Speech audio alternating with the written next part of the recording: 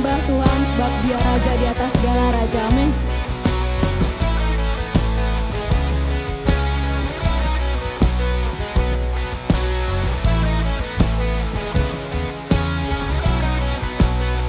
Come on, sing. You hold the power over all, almighty King. Heaven and earth sing.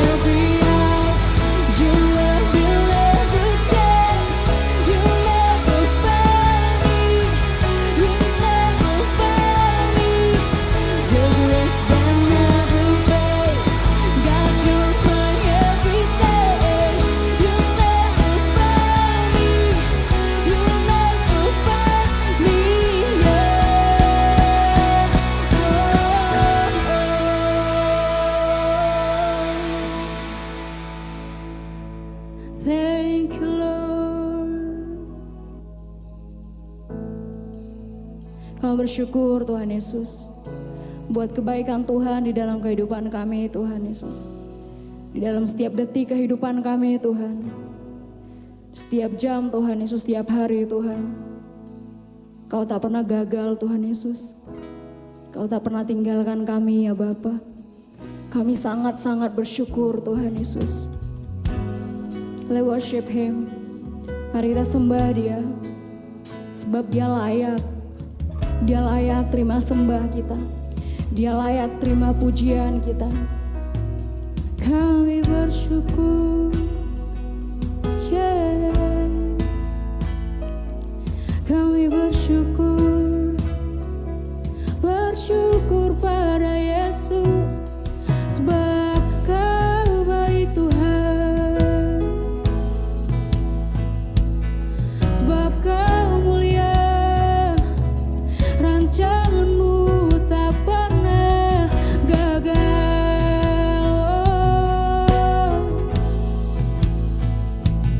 Segalanya, semuanya memuji-Mu, menyembah-Mu Tuhan, meninggikan Engkau, sebab Engkau yang layak.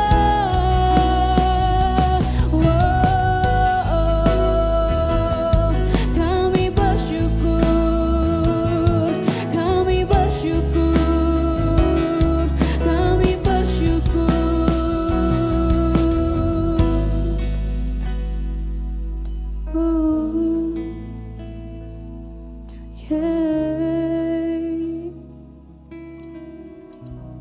Kami memuji kebesaran-Mu, ajaib Tuhan, ajaib Tuhan. Kami memuji kebesaran-Mu, ajaib Engkau, ajaib Tuhan,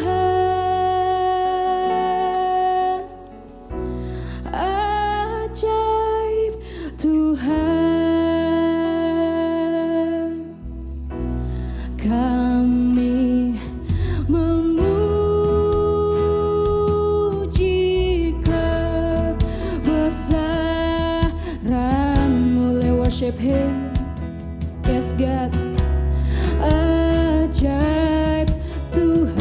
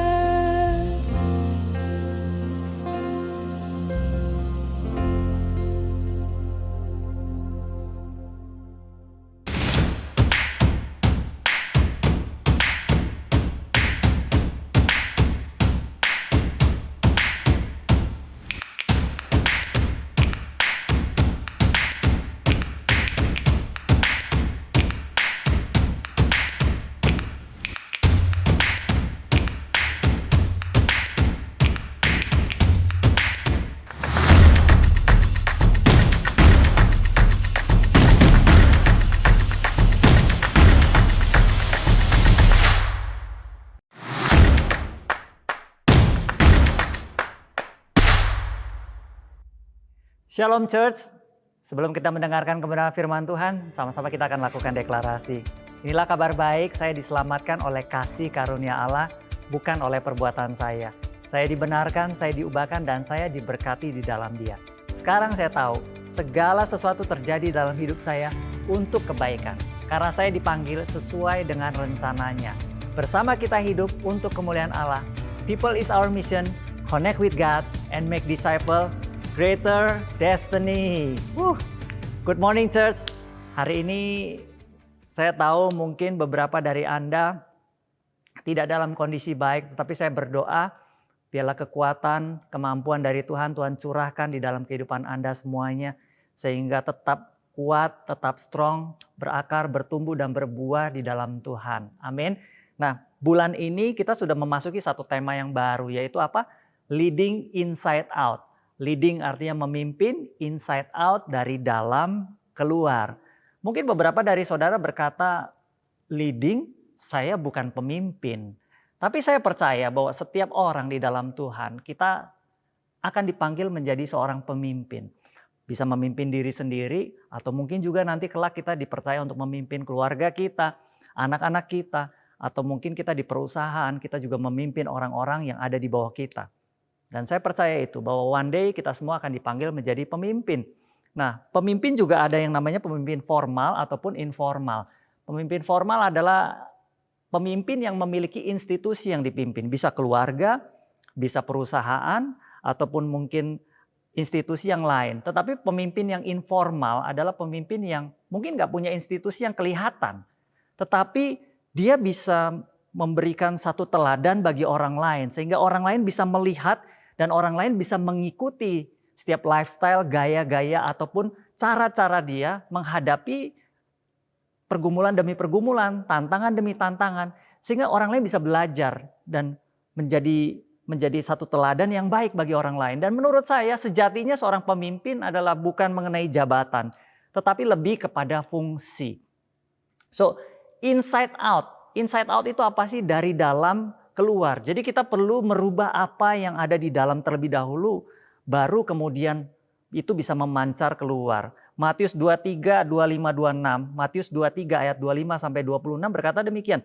Celakalah kamu, hai ahli-ahli Taurat dan orang-orang Farisi, hai kamu orang-orang munafik, sebab cawan dan pinggan kamu bersihkan sebelah luarnya, tetapi sebelah dalamnya penuh rampasan dan kerakusan.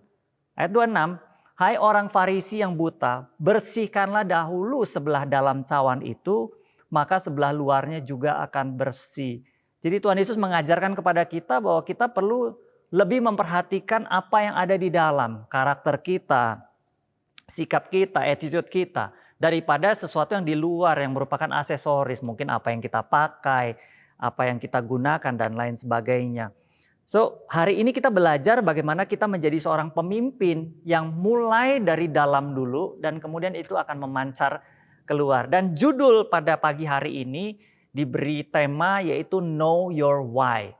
Ketahuilah alasanmu, ketahuilah motivasimu, why kamu. Jadi saya mau bilang begini, dua tindakan yang sama persis tetapi kalau why-nya berbeda, kalau motivasinya berbeda akan menghasilkan output yang berbeda. Contohnya apa? Membangun rumah tangga. Yang satu mungkin motivasinya adalah mengikuti tradisi ya. Setiap orang pasti someday akan membangun rumah tangga. Atau mungkin hanya mengejar kenikmatan seks mata. Atau mungkin yang lainnya. Dibanding dengan orang yang memang ingin berkeluarga itu memenuhi tujuan ilahi. Saya pikir ini adalah motivasi yang bisa membawa output yang berbeda dalam kehidupan rumah tangga orang. Mungkin juga dalam bekerja. Ada yang hanya sekedar saya ingin cari nafkah. Atau ada yang orang bekerja ingin mempermuliakan nama Tuhan melalui pekerjaannya, melalui keuangannya. Dan saya rasa ini juga akan membawa satu output yang berbeda. Ada juga yang PDKT, ya kan, pendekatan.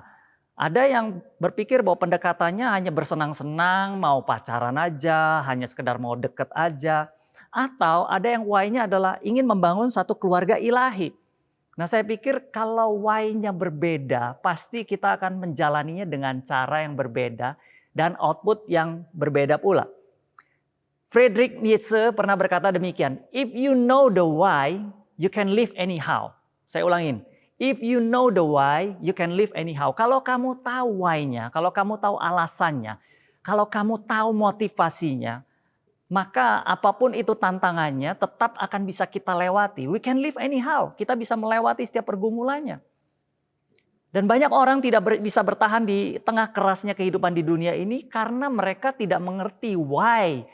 Kenapa, alasan apa mereka ada di dunia ini. Dan saya percaya bahwa setiap orang memiliki satu panggilan khusus yang akan Tuhan berikan di dalam kehidupan kita.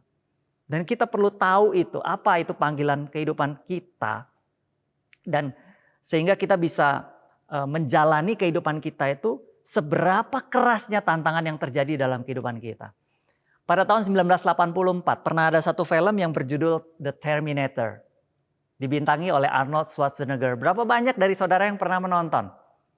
Ya, bisa menjadi indikasi berapa usia Anda sekalian semuanya. Karena itu film sudah dari tahun 1984. Jadi sedikit saya cerita setting filmnya ini pada waktu tahun 2029 itu satu dunia yang sudah mulai dikuasai oleh artificial intelligence. Jadi kepintaran artificial gitu. Jadi dalam simpelnya adalah robot yang bisa berpikir sendiri, mengambil satu keputusan sendiri. Dan dalam kekuasaan mereka itu terancam oleh perlawanan dari manusia. Sehingga mereka merencanakan satu misi khusus buat satu robot yang diberi model namanya 101.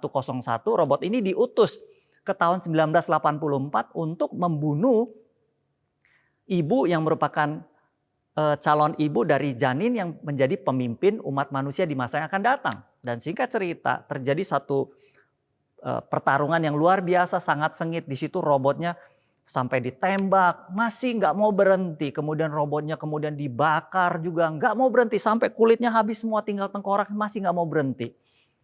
Kemudian sampai dibom, sampai badannya tinggal separuh. Robotnya juga masih nggak mau berhenti. Sampai akhirnya baru di detik-detik terakhir itu dia harus ditekan atau harus di-crush begitu dengan satu mesin hidrolik seperti itu. Baru dia berhenti. Dari sini kita bisa belajar bahwa robot ini tidak akan berhenti sampai why-nya dia bisa tercapai. Sampai misi yang diberikan kepada dia itu bisa tercapai. Dan saya rasa kita perlu belajar menjadi orang-orang yang memiliki mentalitas seperti itu. Kita nggak akan berhenti sampai why, alasan atau motivasi kita itu bisa tercapai di dalam kehidupan kita. Dan saya rasa yang membuat manusia hidup sesungguhnya adalah tujuannya. Kenapa dia hidup? Kalau orang yang nggak memiliki tujuan di dalam kehidupannya, saya rasa dia seperti zombie gitu ya. Makhluk yang ya hanya berjalan saja gitu. Tetapi dia sebenarnya nggak hidup karena sudah kehilangan tujuannya. Dan saya mau kasih tahu bahwa yang memberikan tujuan dalam kehidupan kita adalah Tuhan. Kenapa? Karena Tuhan itulah yang menciptakan kita. Amin. Amin. Nah, kita perlu tahu kita memimpin untuk apa. Sekarang kita akan masuk pada know our why. Ketahuilah kenapa. 1 Petrus 5 ayat 1. 1 Petrus 5 ayat 1. Aku menasihatkan para penatua di antara kamu. Aku sebagai, perhatikan, teman penatua dan saksi penderitaan Kristus. Yang juga akan mendapat bagian dalam kemuliaan yang akan dinyatakan kelak. Ada kata di situ teman penatua. Yang menulis ini adalah kita tahu Rasul Petrus. Petrus yang itu. Murid yang sangat dekat dengan Tuhan. Dia termasuk salah satu dari 3 orang murid yang selalu Tuhan bawa kemana-mana. Bahkan saat mungkin murid-murid yang lain gak diajak, 3 murid ini selalu menyertai Tuhan Yesus. Dan salah satunya adalah Petrus.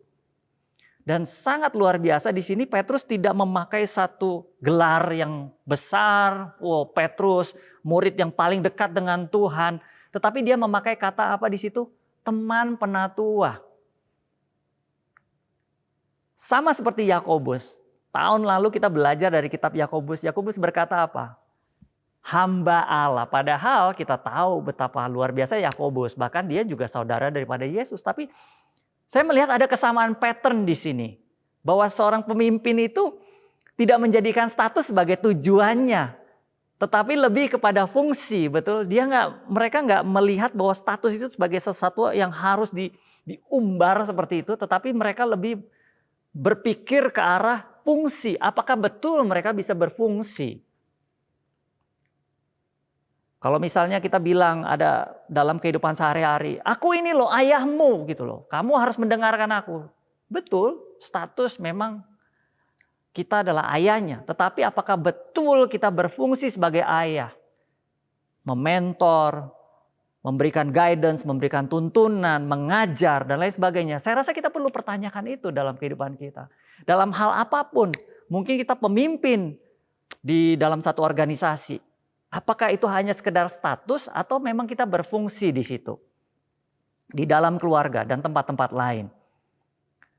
Ayat yang kedua, gembalakanlah kawanan domba Allah yang ada padamu. Kita stop sampai di situ dulu. Ada kata yang ada padamu. Jadi kita menggembalakan kawanan domba yang ada pada kita. Artinya apa sih? Artinya adalah seberapa sih yang Tuhan percayakan? Yang ada padamu, what's in your hand?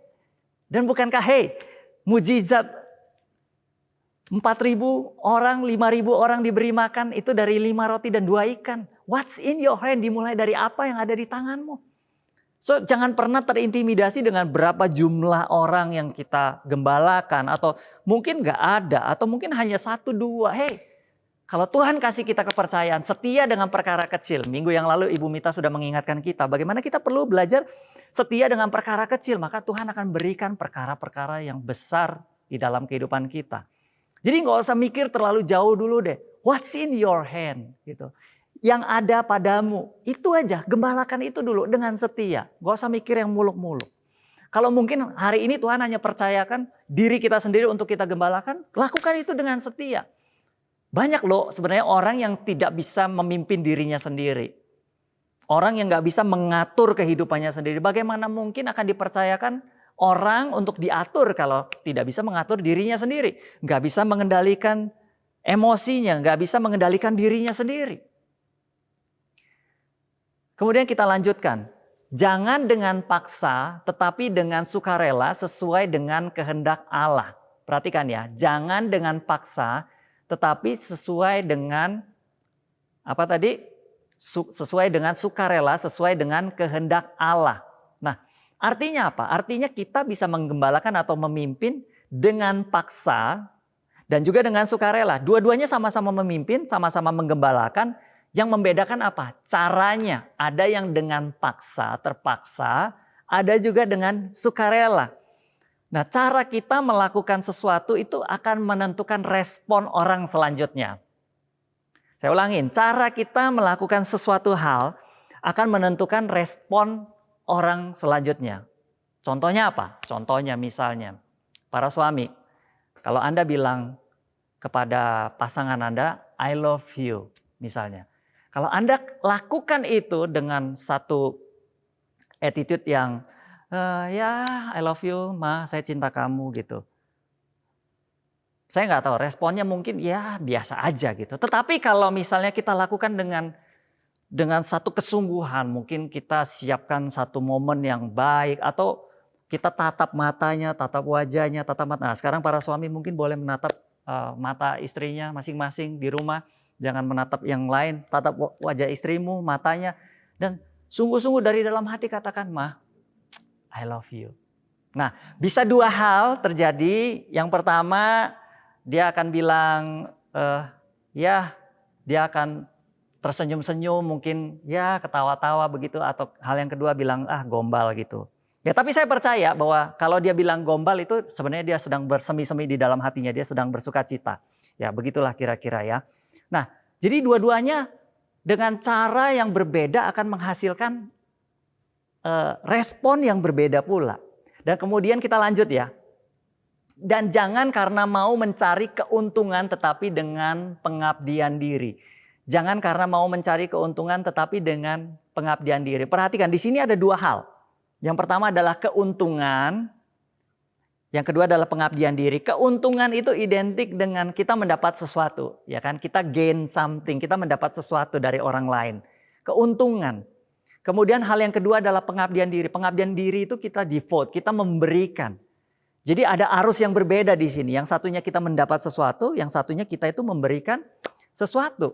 Apa yang berbeda? Yang berbeda adalah motivasinya. Nah, di sini kita akan bicara mengenai why, mengenai motivasinya.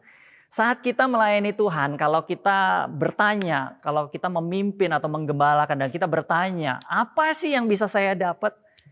Saya mau bilang kita sudah ada di dalam jalur yang salah. Kalau kita bicara, oh saya sebagai iCare leader, saya sebagai iCare coach, saya sebagai pemimpin dalam rumah tangga, saya sebagai ayah, saya sebagai orang tua, atau saya sebagai pemimpin di dalam perusahaan, saya dapat apa? Kalau kita mulai bicara bahwa saya dapat apa, saya rasa kita berada di jalan yang salah. Tetapi hendaklah kita lakukan itu bahwa kita itu dengan pengabdian diri. Devotion. Kita memberikan sesuatu. Apa sih yang bisa saya berikan? Kalau kita punya mentalitas seperti itu, percayalah bahwa Tuhan itu bisa melihat kesungguhan hati kita, bisa melihat kesungguhan motivasi kita. Dan ada berkat-berkat khusus yang akan Tuhan berikan di dalam kehidupan kita. Tidak bicara hanya mengenai uang, bisa dalam banyak hal. So, jangan salah mengerti pada saat saya bicara bahwa Tuhan akan memberkati, tidak selalu bicara mengenai materi. Nah, dari ayat ini kita bisa melihat bahwa Petrus sebenarnya dia sedang menggeser atau merubah atau shifting kita punya motivasi, why-nya kita. Dari yang tadinya mengambil keuntungan menjadi memberikan sesuatu. Motivasi yang tulus. Lakukan aja. Lakukan aja. Devote. Dan saya percaya Tuhan saat ini juga ingin merubah setiap motivasi kita. Mungkin setiap kita memiliki motivasi yang berbeda-beda. Pada saat kita melayani Tuhan, pada saat kita memimpin, menggembalakan. Punya motivasi yang berbeda-beda. Ada yang untuk fame, ada yang untuk kepopuleran, ada yang untuk pengaruh. Ada yang untuk pengaktualisasian diri. Bisa banyak hal, tetapi saya juga percaya ada orang-orang yang dengan tulus memberikan dirinya, ya Tuhan, ini saya, utuslah saya. Saya mau untuk Tuhan bentuk. Saya mau belajar dan saya rasa orang-orang yang seperti inilah yang akan terus naik, next level, tetap kuat di dalam kehidupannya. Dan saya berdoa Anda semua adalah tipe orang-orang yang seperti itu. So, kalau kita mengalami perjumpaan pribadi dengan Tuhan, saya percaya Dia pasti akan memberikan tujuan baru ataupun motivasi baru dalam kehidupan kita. Meskipun kehidupan yang kita jalani itu kelihatannya sama. Ya, saya tetap jalani pekerjaan saya sekarang, sekolah saya yang sekarang, pelayanan saya yang sekarang. Tetapi setiap orang yang mengalami perjumpaan pribadi yang benar dengan Tuhan, pasti akan mengalami satu perubahan motivasi. Satu shifting motivasi. Dan saya percaya itu yang sedang Tuhan kerjakan di tengah-tengah kehidupan kita. Jadi apa sih motivasi yang benar? The right why. Kita akan baca sama-sama 1 Petrus 5 ayat 2. Masih ayat yang tadi, tetapi saya akan mengajak kita semua melihat dari terjemahan the Message. Dikatakan seperti ini. That you care for God's flock with all the diligence of a shepherd. Not because you have to, but because you want to please God. Supaya kamu itu mau menggembalakan kawanan domba Allah dengan satu kerajinan, dengan satu ketekunan seorang gembala. Bukan karena kamu harus atau terpaksa, tetapi karena kamu ingin menyenangkan Tuhan. So, motivasinya seharusnya adalah karena kita mau menyenangkan hati Tuhan. Bukan untuk kepentingan diri sendiri, bukan untuk saya, the fame, pengaruh, ketenaran, dan lain-lainnya. Dan saya rasa Tuhan Yesus adalah satu sosok, satu figur yang sudah begitu luar biasa. Dia memberikan satu teladan di dalam pelayanannya. Saya percaya begitu banyak hal luar biasa yang Tuhan Yesus lakukan di tengah-tengah manusia pada saat itu. Di tengah-tengah bangsa Israel, mujizat demi mujizat terjadi. Dan tidak ada yang bisa membantah kuasa ataupun keilahian daripada Tuhan sesungguhnya. Namun Tuhan selalu membicarakan bahwa apa yang dia kerjakan itu adalah kehendak Bapanya yang di surga. Tuhan Yesus gak pernah izinkan untuk orang itu memberikan kredit kepada dia. Dia bilang bahwa ini adalah kehendak Bapa. Padahal kalau Tuhan mau, kalau Tuhan Yesus mau, dia bisa saja dengan mudah dia bilang, oh ya, that's me, ya, sembuhkan orang, that's me gitu. Tetapi no, Tuhan Yesus gak seperti itu. Dia bilang bahwa apa yang dia kerjakan, semuanya ini adalah kehendak Bapa di surga. Dan justru di saat Tuhan Yesus berkata demikian, segala kuasa, segala otoritas, segala kuasaan tertinggi itu diberikan oleh Bapa di surga kepada Yesus.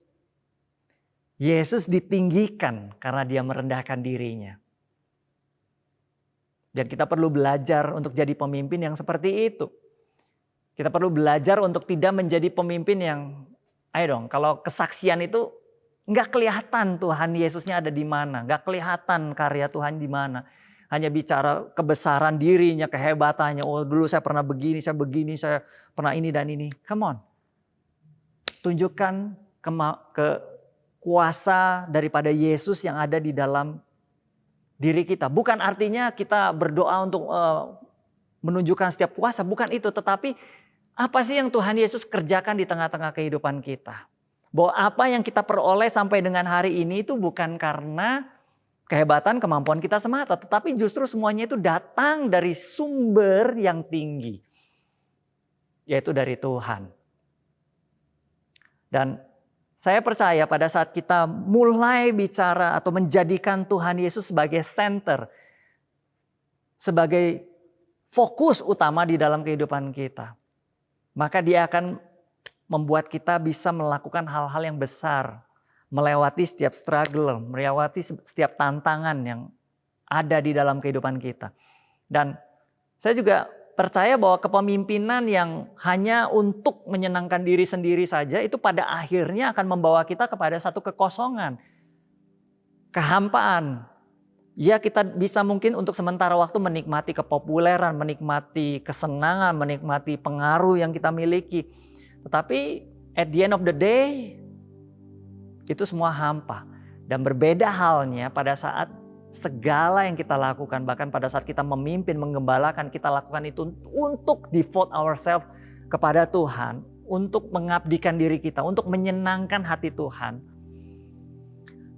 Maka ada satu aliran-aliran air hidup yang akan senantiasa mengalir. Dan kita tidak pernah kehabisan energi. Nggak pernah kehabisan optimisme. Nggak pernah kehabisan antusias. Untuk melewati setiap struggle dalam kehidupan kita.